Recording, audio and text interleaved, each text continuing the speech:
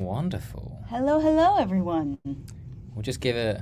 We'll just chill for a few chill minutes. for a minute. If you're here, say hi. Yeah. Give us a shout in the chat if you're joining for the Fellowship Q&A. Will, what are your plans for after this Global Hack Week? Ooh.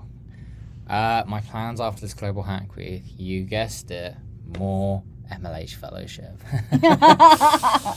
Gotta get. Really? You're spending all your time on that, huh? I know. What a surprise! And can I guess you're the same? As it turns out, actually, yes. Whoa, crazy. However, maybe I'll have to try and slide myself into a future Global Hack Week. Get myself into maybe get myself on a stream discussing. I don't know. What's the sort of thing I would discuss on a Global Hack Week stream? Oh, what would you discuss? I think. Well, if it's not sailing related, I think maybe it's a competitive Lego build. Ooh. I could definitely see you running a competitive Lego hack of some kind. That just seems really on brand. I'm surprised I've never done that at hackathon, right? You could totally take one of the Lego batteries and motors, right? Maybe wire it up to some Arduino or something, and then boom, you got some code. You can do some cool stuff with Lego. I've done my fair share of hardware hacks. But Lego would have been the right approach, honestly. So what I'm hearing is 2024 new Fellowship track, Lego hacking. Yes. Yes. It's gonna happen. Great. Oh, you heard it here, folks. It's so exciting. Hey, we've got a few people chatting to us in the Twitch chat. Hello. Hello. Welcome. Thank you for joining us.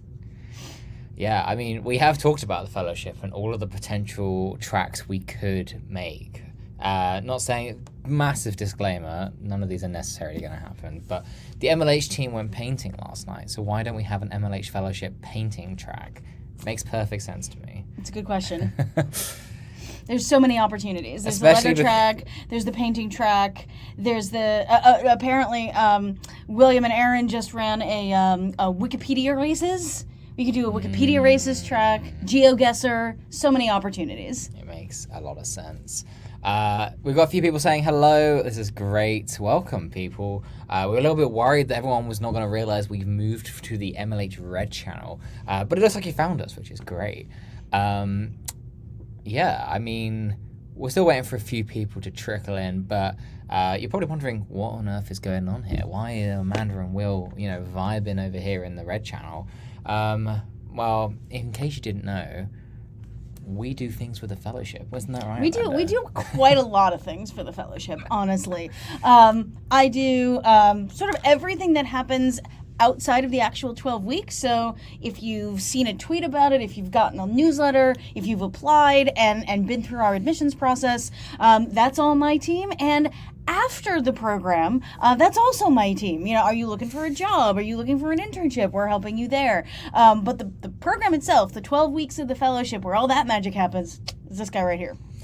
So everything you see from the pods, all of the cool community events we have, such as game days, workshops, all of that good stuff, as well as the cool projects that people work on, that's the kind of stuff that I get involved in. And so together you combine mine and Amanda's crazy skills, and then you get the MLH Fellowship. And so we're here today, this morning, afternoon, evening, whatever time it is where you are, to answer some of the most common questions that we get about the Fellowship. So if you're in chat and you've got a question, please go ahead and drop it in. While in the meantime, we'll just vamp a little bit on some of the questions that we always hear, and we'll answer some of the most popular questions right off the bat. We do have the most important question of the day, which is, are you in the MLH office? Yes, we are in MLH HQ in New York. I have come all the way just so me and Amanda can do this live stream. So, yeah, it's dedication. Someone asks, we're just getting a few warm-up questions again. Ask anything you like about the MLH Fellowship. Folks, can you please do another thing for the Fellowship and make it for people below 18? Amanda, I feel like this is the kind of question that you might have a good answer. Yeah, this is a really great question. Thank you for asking.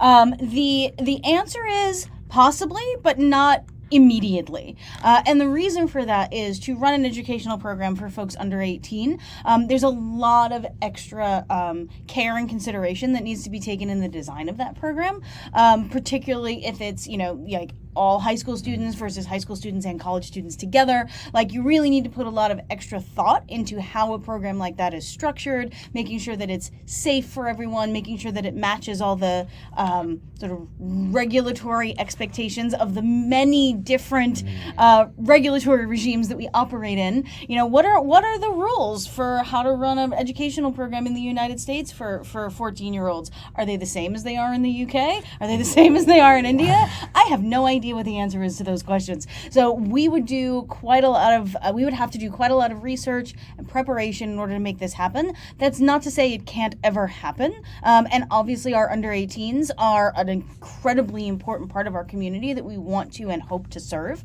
But it just becomes a much more complicated build, if you will. The dependencies get complex and the discovery is long. Let's put it that way. For those of you who are developers or potential developers, like there's quite a lot of complexity around it. So that's not to say no, but it is just a complicated thing that we may look into in the future. Maybe one day. We've got a fantastic question from the same person, 404 not found 19. What number of the 19 blahages is that? Now, unfortunately, we don't know. However, next time you see the wonderful Ryan Swift on stream, I'm sure you're gonna probably bump into him.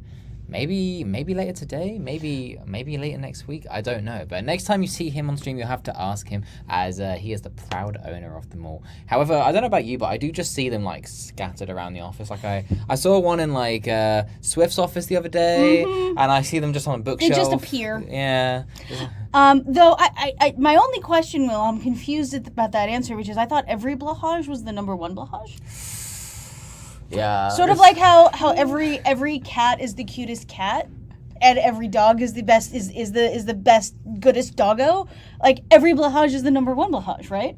You make a very good point. Thank you. I thought so. We might see Ryan on stream at 12 p.m. Well, if that's the case... We'll see what his answer is, and then you can compare Will's answer, my answer, and Ryan's answer, and you can tell us who has the best connection to the blahage community, which is really what we're all about here at the MLH office, let's be honest. Exactly.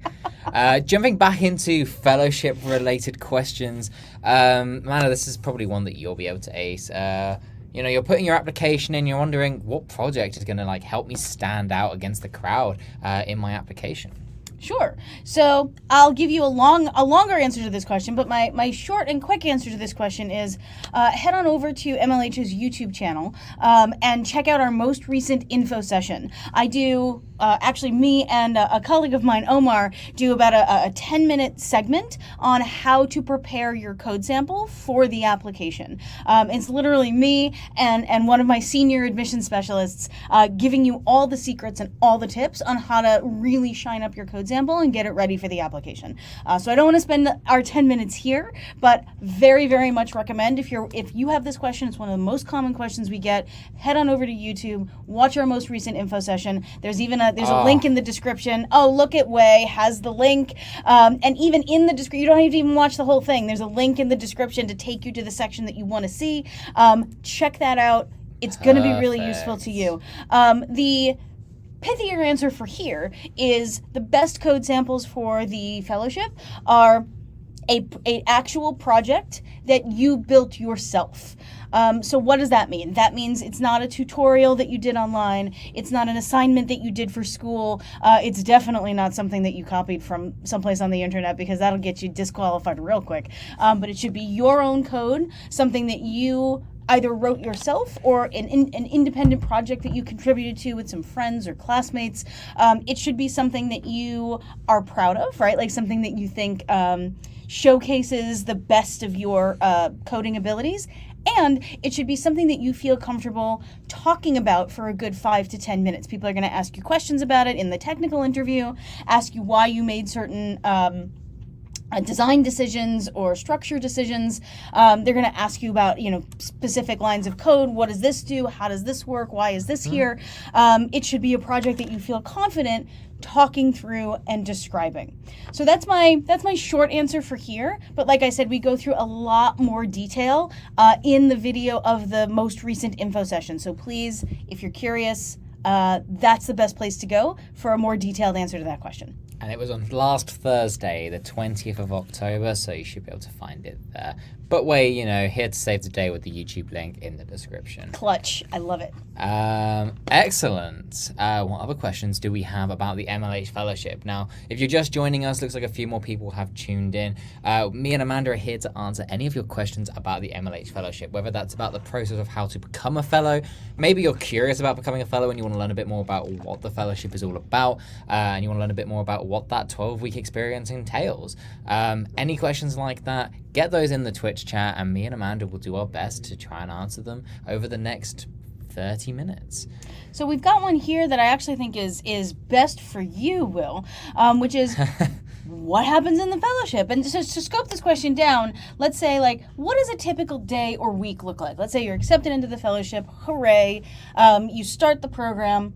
How are you spending your time? What does that look like? As an MLH Fellow, we currently run a few different programs, but generally Fellows are assigned to a project with one of our partners. So, for example, this is where I'm going to need your help because I can't remember the partners off the top of my head, but we have a number of cool projects. We've got some with Meta Open Source. Who are another few projects to name? We have GitHub. We have Royal Bank of Canada. We have Memorial Sloan Kettering, which is actually really cool. Yeah. They're working on a lot of scientific and technical tooling. Django is a partner of ours. Flask has been a partner of ours. Flask has been a partner. Basically, if you can think about it, we have a project that's probably pretty similar to it. And so during the 12 weeks, fellows will be assigned to a number of issues or tickets and work closely with those maintainers of the projects to kind of understand the big code base. You get to learn a bit more about how to collaborate on a code base that's had more than 2 people on it. You get to, kind of dig away at these little tickets to be able to make a contribution that can be, used by hundreds or thousands of people all around the world. So to kind of go back to the question of what actually happens in the fellowship, your typical day, you've got a stand-up on a Monday, a Wednesday, and a retro on a Friday, which is a chance for you to hang out with your pod mates, kind of catch up with them, maybe get some tips, share some tips, or just have fun. There's kind of a lot of flexibility there. And then outside of those times, you'll spend time kind of working async with other fellows as well as the maintainers, as well as collaborating and contributing to the project, making some progress on your first or maybe many pull requests. So hopefully that gives you a bit of a gist. If you do have any follow-up questions though, or you want to learn a bit more about any of those specific elements, do let us know in the Twitch chat. Well, I have a follow-up question, or just I'll seed something for you there. So you talked a lot about the programming work that you do in the fellowship, the pull requests that you could do, the interfacing with the maintainers and the project that you're assigned to. How do we have fun in the fellowship? How do we have fun in the fellowship? Well, I am the king of fun, as you can imagine. So our pods are kind of, yeah, you heard it here. The pods are all run by our wonderful pod leaders, who a lot of them are actually alumni of the program. So they have a really good understanding of what you're going through as a fellow. And I mean, it's pretty boring for them to do making sure you're making progress and, filling out paperwork, whatever. So it's in their best interest to make sure that you're having fun, because if you're having fun, they're having fun. And they do this in a number of ways. We have a bunch of game days, but these game days aren't just limited to the pod. Sometimes pod leaders who have stand-up times at the same time will be like, yo, let's combine pods and have a big celebration, big gaming session. So we've had pod leaders play stuff like Wikipedia races. We've had them play Pictionary. Goodness, I'm trying to think of some of the games, but we have a load of fun kind of multiplayer games. Sometimes have you they done play Bob Ross painting in the fellowship? Bob Ross painting. We've actually done Jackbox as well a few times. Some of you might be familiar with that. So yeah, basically we've got all sorts of fun stuff like that. But we also have fun in workshops as well. Now, some of these can be a little bit more serious, like how to, polish your LinkedIn or your resume to make it so that you can land that job that you want. But others of them are, a bit more fun, where you get to learn about crazy topics, or maybe kind of have a cool discussion with someone about some crazy thing they built. So even though that might not be fun in the same way as a game day, it still can be quite fun to learn about some crazy stuff that maybe the maintainers or our mentors have worked on in the past. So yeah, I think that's an important thing to highlight in these calls is that, while yes, it is an educational opportunity, and yes, you're going to be writing a lot of code and working hard and interfacing with professional devs and whatnot, there's also a real opportunity to get to know people. And when I have had conversations with former fellows, alumni, whatnot, and we talk about what made an impression on them, number one is it helped me get a job, but number two is often like, oh my gosh, the people that I met in this program and the friends that I made, right? Like, I have friends now all over the world because I was a fellow. I have friends in Europe and Latin America and Australia and whatnot, right? Like the global community and the kind of people you get to meet and spend time with is just incredible, and you walk out with some really strong relationships. So I like to highlight that as well. Yeah, awesome. We've actually had a quick follow-up question. When was Flask a partner, and where can I get a time machine? Hey, if you want to come join the program as a fellow and build a time machine, let us know, because that could, maybe make that happen. But we've definitely had Flask as a partner in our first ever cohort of the fellowship back in summer 2020. We've had lots of projects come and go since then. However, that doesn't mean Flask is not, gone forever. Flask might return in the future, so stay tuned. However, the Django project is really cool as well, so, something to consider. It looks like, Amanda, we have a question jumping back to the admissions process of how do I become a fellow? How does the fast track process in the fellowship work? Absolutely. I'm going to ask you a question. First of all, there's a fast track process in the fellowship? What is that all about? Shock of all shocks. So let me put this question sort of in its context, right? So typically, to get into the fellowship, if you're brand new to the MLH community and you just go to our fellowship website and you apply, you would submit your application. That application would go through 2 rounds of review, an essay review and a code sample review, so that we would look at your application, determine its sort of relative quality and interest, your passion, interest, and excitement for the fellowship. And if accepted forward, you would move forward to a phone screen or behavioral interview where we spend some time getting to know you as a person, asking questions about your passions and interests and so on. And if that goes well, we would invite you to a technical interview where you get into the real nitty-gritty of your code sample, and we're going to ask you questions about it. How is it constructed? How is it put together? And so on. So normally it's a 4-step process to get into to get through our admissions process. And as you can imagine, that can take a little bit of time, and it can be a lot to do. There's reasons for that. Every step gives us important information, but there are also absolutely folks who are like, is there some way that I can do this faster? And so we invented what we call the fast track to the fellowship. And this is a process whereby if you meet certain prerequisites, we can bump you past those first couple of steps all the way to the technical interview. So you skip the essay review, you skip the code sample, you skip the behavioral interview. All we really want to do is that technical screen. Now, I did say there are prerequisites to that.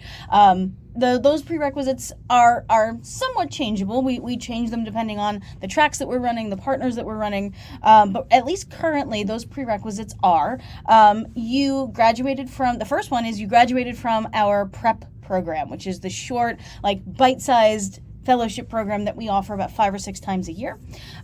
If you have graduated from prep, we already know you, right? We've already talked to you. We already understand who you are as a fellow, so we don't need to interview you again. So we're going to bump you forward to the technical interview so that you can show us what you've learned in the prep program and how ready you now are for the full program. So if you're looking for that, I don't know if that's exactly a fast track because it adds 3 weeks of prep on top, but if you've already done that or you were already thinking about doing that, that'll move you forward real fast. The other major way to get access to a fellowship fast track is to win a prize at a hackathon. Earlier this year, it was just this year, right? It was in the spring, we instituted that anyone who wins a prize at one of our hackathons is eligible to qualify for the fast track into the fellowship. Because again, if you are a prize winner, if you are a top hacker, if you are someone who's that involved in our community, we feel like we're pretty confident that you are going to be a great fellow in our community as well. And so we say, you know what, let's give you a fast track into the program, and so that we can talk to you as fast as we can and hopefully get you into the program.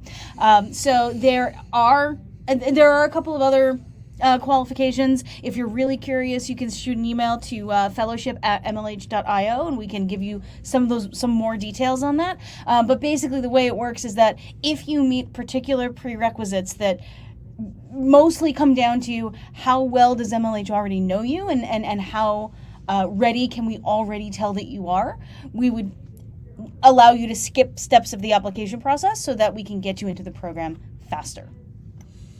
Perfect. And if you have any follow-up questions again, or any other questions relating to the MLH Fellowship, just put them down in the Twitch chat. Amanda and I are having a look at it as we speak. So yeah, if you have any questions, get them in the channel.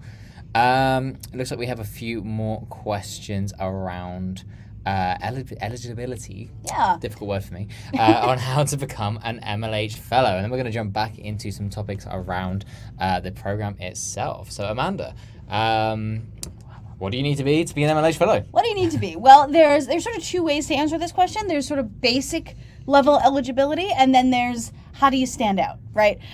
So just to baseline be eligible for the program, there's a couple of things that need to happen. You do need to be at least 18 or over in the program. We cannot accept minors into the program as of right now. You do need to be proficient in at least one programming language. Doesn't have to be more than one, doesn't have to mean you need like 10 years of experience, but you do need to, be able to write code and read code in at least one major programming language. You will need to be able to commit about 30 hours a week to the program when you're in it. So this is not a good thing to do if you're taking a full class load, working part-time, have family stuff going on, and you want to do the fellowship. You probably won't meet that time commitment. And there's a couple of other detailed eligibility requirements, like you need to be residing in a country that's not under embargo by the United States, for instance. So all that kind of stuff. All of those details can be found on our fellowship website, which is fellowship.mlh.io, in the FAQ section. So there's some basic just eligibility requirements that everybody needs to meet. In terms of being likely to be admitted, though, what we look for is robust essays in the application that demonstrate your passion and excitement for the program. We look for a code sample, as we were saying earlier, that is your own creative work that you can speak to well and that is sort of well documented and well structured. And we look for folks who are both fairly proficient communicators and people who want to work in a collaborative environment. If you are more the kind of person who just wants to put your can headphones on and go, more power to you. You could be a fantastic hacker, but the fellowship is a highly collaborative experience. So we're looking for passion and excitement for the program, a level of technical proficiency, and an interest in collaborative work and collaborative learning.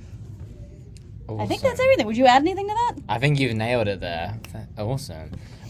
Looks like we have Amy from MLH joining us in the chat. Hello, Amy. Welcome. Do you have any questions for the fellowship? Let us know. Someone asks a wonderful question. Oh, everything is moving. Can we submit the same project for 2 tracks like open source and Web3? I believe you would know the answer. Yeah, and the short answer is yes. The slightly longer answer is if you are particularly interested in one track or the other, be sure to let us know that in the essays. Or if you're not that picky about it, be sure to let us know that in the essays as well. We do try, when matching people to partner projects, we try to take interests and passions into consideration.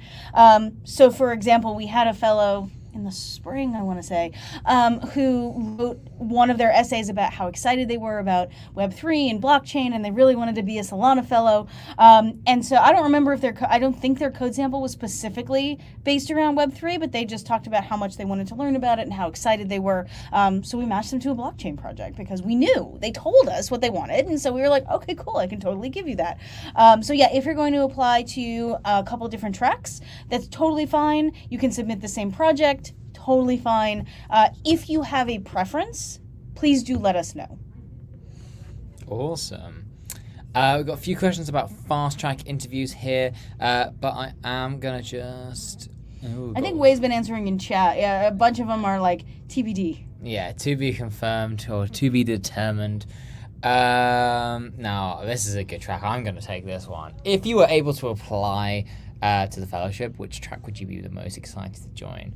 Now, I am a little biased, but I'd probably be most excited to join the Site Reliability Engineering track. I think that Site Reliability Engineering, or known as SRE, is a really cool industry that not many people know about, because every company kind of has, they're like powered by the SRE team or people who do SRE without realizing. And these are the people who kind of make sure that like all of those servers and systems, right, are running smoothly. Whenever updates and stuff happen, that they happen seamlessly, and just generally making sure that, let's say, I'm going to use Zoom as an example, right? When the pandemic hit, Zoom's like, user base went from like, tiny to humongous in just a few weeks. And that SRE team at Zoom would have worked their butts off, right, to make sure that Zoom was able to continue functioning despite having so much growth. Because sadly, websites aren't as simple as just keep adding more resources to it, it will be fine. And if you do that, it becomes very expensive very quickly. So yeah, I think the Site Reliability Engineering track is a really cool chance to learn a whole load of new technologies and understand, but not just the technologies, but understand how they relate to that career, and how they are used to, power companies all over the world. So yeah, let me know in the chat what your favorite fellowship program is and which one you want to apply to. I'm curious to learn a little bit more about what you're maybe curious of applying to. Amanda, what have we got lined up? Well, I was going to answer this question as well, if it's okay with you. Go on then, Amanda. And yeah, I think. Well, first of all, I am deeply unqualified to be joining anything except maybe prep. But if I magically woke up one morning and had the qualifications, the thing I think I understand the least and want to understand more is the Web3 track, because I feel like I hear about it all the time. I want to know like what's true and what's not true. Like, what can this technology really do? I'm old enough that I've been around for Web 1, and I remember all the grandiose promises about like, what the internet could be, and then it mostly became social media. So that was a little bit of a bummer. But like now we also have all kinds of things, right? Like we have Amazon Prime, and we have all these like amazing things I could never have even imagined when I was a wee little Amanda just learning how to log into America Online. That's a throwback for all of you out there. But this is my digression here is to a point, which is like the internet evolves over time, and like I would want to understand the most recent evolution and be able to build in it and speak to it and talk to it, because we know how fast these things can move, and we know how quickly the internet can change, and yesterday's technology suddenly becomes completely passé, and you need to be good at this new thing. So that is something that I would be really interested in learning more about. Yeah, I mean the Web3 program is really interesting because, love it or hate it, Web3 is a very new technology, and it's so new that it's not really kind of like developed into anything kind of too sophisticated right now. But that's why it's so exciting, because even though right now there isn't a huge number of like use cases that we see in our everyday lives, we said the same ones about Web 2 and Web 1, where we're like, why are we ever going to want to be able to, I don't know, use Twitter? Like, what is the point of that, for example? But now it's like we can't imagine life without that, right? So, get ahead of the curve, learn all the stuff about Web 3 in the next 5 to 10 years. We're going to see, that become a very common thing in our society.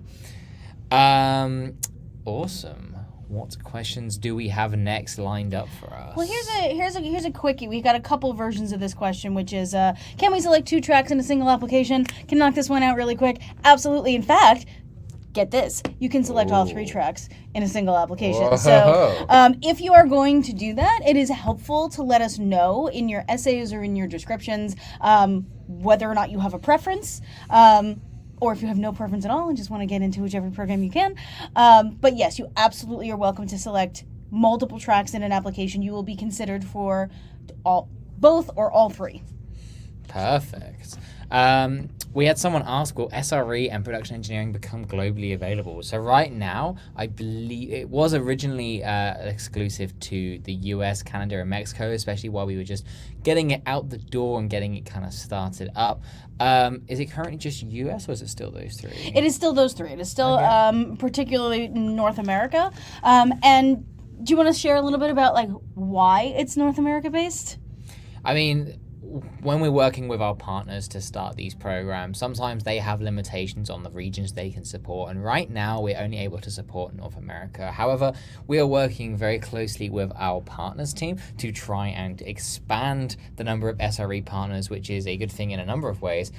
First thing is, it allows us to have more fellows do the SRE program, which is a big thumbs up. Because right now we have about 20 in the full cohort doing SRE. Yep. Mm-hmm. About 20, but hopefully we can bring on more partners to do SRE. We can have hundreds of people doing that. And more partners means that we can try and expand to other countries, right? Having partners in Europe, having partners in APAC, and now we can expand that program further afield. So long term, we would love to make this globally available. I don't have a timeline for you right now, so I would highly recommend that you stay tuned to the MLH newsletters as well as the fellowship website, which is probably the easiest place to find out when we have any of these updates. But trust me, if we are able to expand these programs to beyond North America, you will find out very, very quickly. Yep. And the only thing I would add to that is, and Will can back me up on this, we were literally talking about this yesterday in the office about how do we expand the availability for certain tracks or certain projects. How do we make it more open? How do we make sure that the availability of these tracks matches the global nature of our community? Sadly, we didn't solve it all yesterday, but everyone from me to Will to our partner success team to the leaders of our program are dedicated to answering this question. So I wish I had a specific answer for you, but I can tell you we are working hard on it behind the scenes. Perfect. Excellent. What do you think? We have time for maybe 2 or 3 more? I reckon so. Someone asked a very quick question here. Can they apply for 2 or more tracks with the fast track? Yes, perfect. So same as before. Fast track doesn't make a difference here. Someone asks a question about the MLH Fast Track, where they can find more information. Is there anything online about the Fast Track other than what we just said? I would check the FAQs on the website. Other than that, there's not a ton, and the reason for that is because there are several prerequisites about to be eligible for Fast Track. I think it would cause some confusion if that was just out on the website. If you are eligible, though, like if you are a prize winner, if you are a prep graduate, you would have access to more information about that option. Excellent. Someone asks a very good question of, how do I know what project I'm going to be doing once I'm selected for the fellowship? Amanda, do you want to take a stab at this one? Sure. I think there's a couple different ways to answer this. So one is we are always looking to match. Let me step back for a second. We decide what projects you're working on through a process called matching. And matching happens after you, Zell Froster, have made it through the entire admissions process, and we know you're qualified for the program. Then we go back over your application and we look at all the things that you told us that help us decide what the best fit for you would be. So if you told us you're in Canada and you're a university student and you're really passionate about blockchain, and you are, what's another thing? You are available in the evenings because you take class during the day. We would say, all right, what projects do we have that are, in the blockchain space, looking for fellows in Canada, with maintainers who can meet sort of like after hours in that time zone. And from there, we'll say, all right, this project looks good and this project maybe isn't such a good fit. A project where the maintainer is based in Hungary is maybe not a good fit for you if you're in Vancouver, right? Like that's just a huge time difference to have to bridge, right? So just broadly, the way that we match you to a project is we take what you're looking for and we take what the partner's looking for and we sort of smash that together in a logic game kind of style thing, and we say, here's a project that's good for you.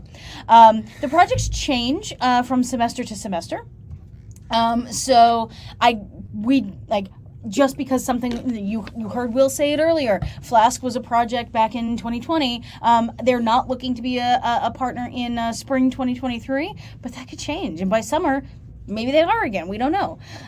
So I can give you examples, and Will can also give you examples of projects that we've worked on in the past. Do you want to maybe go into some of the open source projects that we've hosted? Yeah, so we've worked with projects such as Homebrew in the past. We've worked with projects like React and a load of the Meta open source ones. And actually, Meta open source is a really good example of projects that come and go. We've worked with Meta open source, I believe, every single cohort since we started in summer 2020. And we kind of just get a different cycle of projects every batch. So sometimes Meta wants to have fellows, collaborating on React, and then sometimes they don't. And so there's some projects that have maybe not been, we've had it in the spring, maybe not in the summer, but then it's come back in the fall. So there's a good example of projects that kind of like cycle round. So just because it's not happened now or it already happened doesn't mean it won't come back. Other projects that we might have had are... Well, I think it might also be fun if you don't mind me jumping in. Yeah, go for it. There are sometimes we host really well-known projects, right, like Flask and Django and whatnot, and everyone's like, "Ooh, I want to be a part of that." But I also want to give a shout out to some of our like smaller partners who sponsor projects that are maybe not the giant names in tech, but for like the right fellow are really amazing. So this entire year, one of our partners has been the Memorial Sloan Kettering Cancer Center, which is a research hospital here in the United States that does cutting edge work on cancer screening, prevention, and treatment, right? And you're like, what does that have to do with tech? Except it has everything to do with tech because a lot of medical problems are big data problems. How do we put all of this medical data that we have together and get better at making diagnoses, get better at predicting what treatments are going to work, all of that kind of thing. So you can imagine this really cool, smart AI technology that can take your information, run it through a program and say, hey, you should probably get screened for this thing and this thing and this thing because of all of this data that we have about people that look like you, right? And maybe for some of you are like, that's fine. I actually kind of want to be working on the blockchain. But maybe for others of you, and we've absolutely had applicants to the fellowship who were biomedical majors or really interested in human sciences in that way, and for them that was the most exciting project they could possibly work on. They were so excited to get matched to that project. And I call that out partly because that's one of the reasons we encourage you to share what you're passionate and excited about on your application, because we get projects like that where it's not meta, but it's this really cool niche thing that you may just happen to be really passionate about. And the more we know about that, the more we can make sure that you get matched to a project that you're going to be so excited about. So I just want to put a call out for that as well. Like we use that information to match you to really fun projects that may not be on your radar, but that you might really enjoy. Awesome. Very quick question from someone in the chat. Please concise the application form. We actually talked about this. It will happen eventually. Trust me. Trust us, we both agree that it is very long. We need a lot of information to be able to do that matching process that we discussed. Think of it as an NP hard problem, if for those of you who are out there who like kind of difficult algorithms. It's very difficult to do, and so we need a lot of information to be able to do it. But we are looking to try and make it as small as possible so that it's easier for you to apply. Because we don't want you to, no one wants to fill out a long form, no one does. Nobody got time for that. Exactly. A very quick question, and then we're going to wrap things up with one last one. What was the deadline? So right now we have applications open. The term that we are actively reviewing applications for is the spring term. Spring term starts January 30th next year. So the actual deadline will be something like January 15th. My strong recommendation, if you are interested in being selected for the spring semester, is that you apply before the end of November.